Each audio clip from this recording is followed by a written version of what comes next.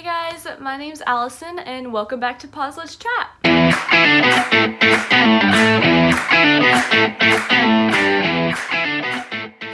Okay, so recently I've been getting a lot of questions about grooming competitions and how you enter, how you find them, just kind of like what are they, you know?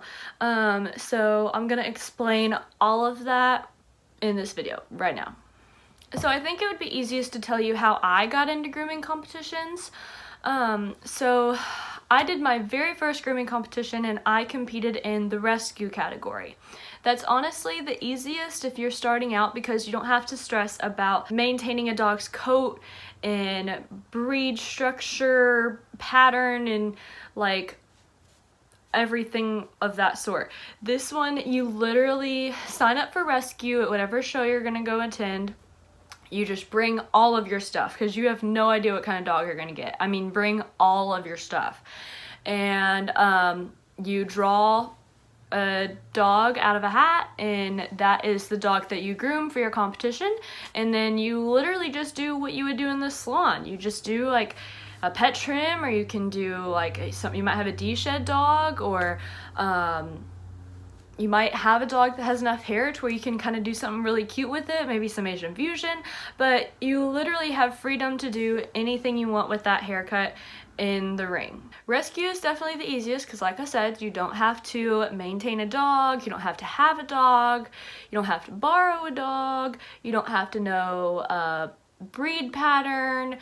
It's just like the most simplest thing, because you're already stressing about the competition. You're already stressing about being up on stage. You're already stressed out about everything. So like for your very first competition, I always tell everyone to just do rescue. Like it takes out a huge factor of the huge part of stress because you don't have to worry about your dog. You just show up. So then you have the actual like purebred breed groom competitions, right? So the one that I very first competed in that was going to be all other purebred, and I used a Bichon because that's in that category. Or all other purebreds, most of them are like Bedlingtons, Bichons, Kerry Blues. That's mostly what you see in the ring in that category.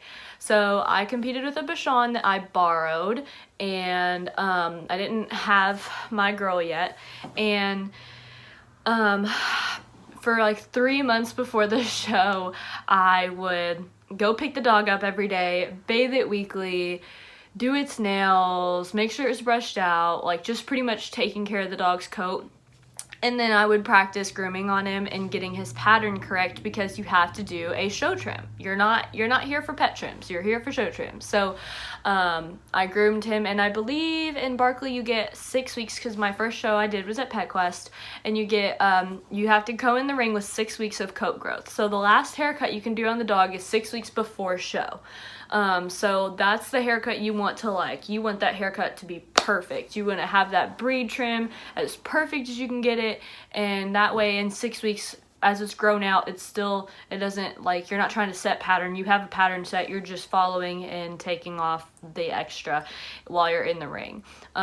You take your dog to the show, you take your shampoo, you take, a dryer is really honestly handy. You take all your grooming equipment you need to groom that dog. You take towels, you take your pomade if you use one on the table, literally everything you think you'd need, and you show up for registration. You're signed up way before the show, but you like show up at registration to collect your badge and everything, and then that's it. You get up on stage, and the judge will come and prejudge your dog, and at that point in time you need to tell them if there's anything wrong with the dog, like if the dog had a hot spot and chewed out a chunk of hair, or if I don't even know, whatever, if there's anything the judge needs to know, you got to tell them at that point in time.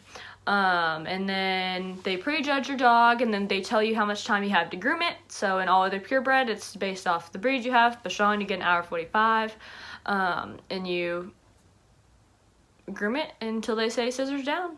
And they do have a break in between, so the dogs have to get off the table and go to the bathroom, get some water, and that is pretty helpful, but it like screws up where you are, so it's frustrating, but the dogs do need a break. So that's kind of how that runs, and I'm gonna explain how you sign up for shows and how you find shows, and I actually have a list of all the shows for 2020 to tell you. So all the shows are announced way before the show actually starts. Like tomorrow is actually registration for Atlanta Pet Fair, and Atlanta Pet Fair 2020 isn't until March. So like we're like what, 4 months in advance you have to sign up for your comps. So like right now I am planning out everything I'm going to compete in for next year, and that's pretty much how you got to do it. So I'm already signed up for the Safari Palmetto show in January, and what happens is once I tell you the list of shows, you'll know when they are, and a couple months before registration will go live. So like tomorrow registration goes live in the morning, and it is cutthroat right now. Like you have to, when like registration goes live, you have to get on that website and sign up, because like it is full within minutes. Like poodles especially, that's like the main category. Poodles is full on all levels within like minutes, like literally probably under a minute. So you have to, like, basically all of us sit here with our phones and iPads and laptops and computers and everything we have and sit there and hit refresh on the website like all day, all morning, until it finally goes live so that we can sign up. We're crazy, but you gotta do what you gotta do. So you're gonna get signed up, and when you sign up, it'll break down everything into groups, right? So like if I'm doing, I don't know, sporting, I would go click sporting. I would then select entry, intermediate, or open. So the different levels for competition are pretty much just like where you're at. So I'm in entry level, and to reach the next level, you have to get 3 first placements in any categories in that level to move up a level. So if I'm in entry, I have to win 3 first places with anything I compete in to be able to move up into intermediate. And then unless you are a handler or a breeder or a judge, I believe, in anything, you automatically get put into intermediate. So if you are a handler or a breeder or a judge or anything like that, you're not allowed to start in entry with us people that don't know what they're doing, because you have a leg up on us. So you automatically start in entry, and just like before, to get out of entry, you have to win 3 first placements to get out of entry and go into open. Now, with that being said, you don't have to start in entry. If you've been doing this for years and years and years and years, and you're just like, I want to get in there and kick some butt, you can sign up for open. You can sign up for intermediate. But I will say you don't want to be in a group that you're not ready for, because it is tough. Competition is fierce. So like me personally, I want to stay in entry as long as I can. Like until I win 3 first placements, my butt is staying in entry. I am not ready to compete against those people in intermediate and open. So that's my 2 cents, but I've had people that I've seen and watched, they're like, nah, I got this, and they come in and they start in open, and I've seen literally at Hershey, one of them had only been grooming for a year and they started in open and they placed. So it was like crazy, but I would never. So that's how the levels and everything kind of works out. Alright, so I'm gonna give you all a second to grab pen and paper or something else to write with. I don't know what you write with. A pencil, a marker, dry erase board, I don't know. But I'm going to tell you all of the shows. Alright, so And I probably did miss a couple. There are so many. I tried to find all the ones possible that I could think of and get them written down for you all. And there are a couple people that hadn't announced the dates or even if they were for sure going to be having their show for 2020 yet. So these are just the ones that are finalized as of right now, but believe me, it's enough to keep y'all occupied and get you started.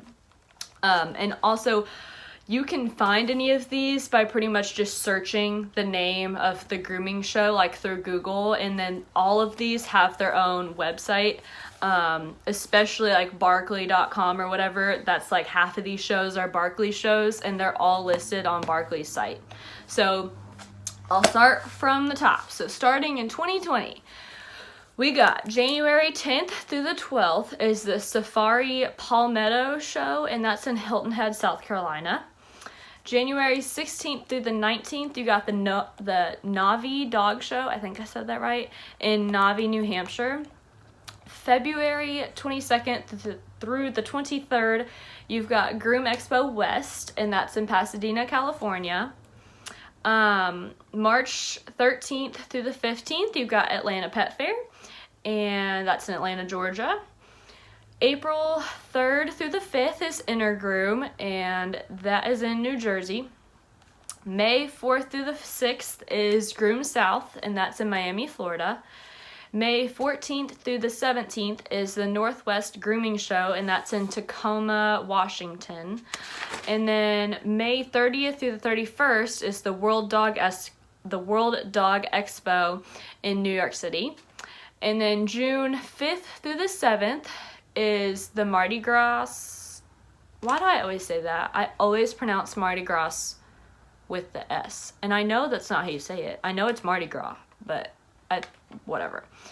June 5th through the 7th is the Mardi Gras Pet Expo in New Orleans, Louisiana. June 12th through the 14th is Pet Quest, and that's Wilmington, Ohio. I realized I'm probably going through these a little fast for those of you writing down. So in June, the exact date is to be determined, but the Safari Pet Expo is going to be in June. We're pretty positive, and the location's also going to be, it's still not, it's like up in the air. Last time it was in Ohio, Columbus, Ohio, I believe, but we are not sure on that just yet. July, the exact dates are also not announced yet, but that's Groom Texas, and that is in Houston, Texas. August 14th through the 16th is the All-American Grooming Show, and that's in Illinois. September 1st through the 3rd is Super Zoo, the all-famous Super Zoo. This is like the show of the year, okay? And that's in Las Vegas, Nevada. September 11th through the 13th is Groom Expo, and that's in Hershey, Pennsylvania. That's also like the show of the year. Those are the two biggest shows back to back. October 8th through the 11th is the New England Grooming Show, and that's in Sturbridge, Massachusetts. October 23rd through the 25th is Fun in the Sun in Orlando, Florida. October, the exact dates are not announced yet, but you have the U.S. Pet Pro Classic, and that is in Fort Worth, Texas. And then in November, the exact dates are not announced yet, but you have Groom South, and that is in Atlantic City, New Jersey. So, that should cover almost all of the shows. Definitely, I know there's like, I would say at least 5 shows that I didn't get named on here. I think that they are mostly IJA shows, but they have not announced their setup for next year. I don't really know what they're doing. They have nationals, usually last year they had nationals in November. It was like this weekend. So it was like this past weekend was nationals in, for IJA. So I'm assuming it might be the same next year. They haven't announced anything, so we don't know. But the Mardi Gras is IJA, and that one is already scheduled. And that's June 5th through the 7th for them. But they have several more that they do every year that's not up yet. But that's it. Those are the shows. I'm sorry if I went through it fast. I will try and keep y'all posted on my Instagram when the shows are coming up, when registrations are going. Like I said, if I get this posted tonight, maybe, I've got time. It's not that late. Atlanta Pet Fair registration goes live tomorrow. We don't know what time. It's just a free-for-all, so that goes live tomorrow. And that's pretty much all I got. Everybody needs to try and compete once, okay? Competing is not that scary. It is, I'll be honest, it's terrifying, okay? But then once you get one under your belt, it's like, it's addicting, honestly. I'm at the point where I don't enjoy pet grooming. It pays the bills, so that's what I do. But show grooming and going to these competitions and stuff, like, really gets me. So I'm just really excited that I got started in this, and I've met amazing groups of people that are going to be with me through all next year. I am actually on the Loyalty Squad groom team with Loyalty Pet Products, so that's the first time I'm officially announcing that, so I'm super excited for that for next year. So yeah, just a lot of big things, but I really think everybody should at least compete once. And like I mentioned, start in rescue. It is so much less stressful. You don't have to worry about breed profile or breed standard. You don't have to keep up with a dog. You don't have to maintain hair. And it just kind of gets your feet wet. And that's what I did. And I got second at my first show ever. And I was done for. I was ruined after that. I was like, oh my gosh, I have to do this. It's so much fun. So, yeah, and even if you can't convince yourself to do it, if you can't compete, just go to a show. Please go to one of these shows. There are so many, and I know they might not be in your state. There's none in my state, but it's usually not that too far to travel. Like, Wilmington, Ohio is the closest one for me, and I think it's like 2.5 hours away. So there is usually a show somewhere nearby that you can make it to at least once in the year. And there's always tons of classes, and there is like all kinds of vendors, and everything is there, and just the whole environment and everything. It is amazing to go, and I push everybody to further their education. So definitely, if you don't want to compete, just go to a show. You watch them. The competitions are amazing. But that is pretty much my spiel on grooming competitions, and I really hope that helped. I don't know if I gave all the information out that you all were asking. I tried to write things down to remember, but that's all I've got right now. I know I've been MIA, I've been out of town, I've had a lot of things going on, work's been busy, but I've got several things lined up for you guys, so yeah. Let's rock out this holiday season though, and I will talk to you guys next time. Make sure you subscribe to my channel because I literally only do this for you guys. I get no money, I have no editing team. I do this all in my free time, so please subscribe if you appreciate me in this channel. I would really, really appreciate it. And make sure you follow me on Instagram and Facebook because I will always post on there when I have new videos going live or just giveaways or literally anything. I always post it on Instagram. Facebook's more for my clients, but you're more than welcome to like that page too. And that's all I got. So like this video, give it a thumbs up, subscribe please, and I will catch you guys next time. Thanks. Bye.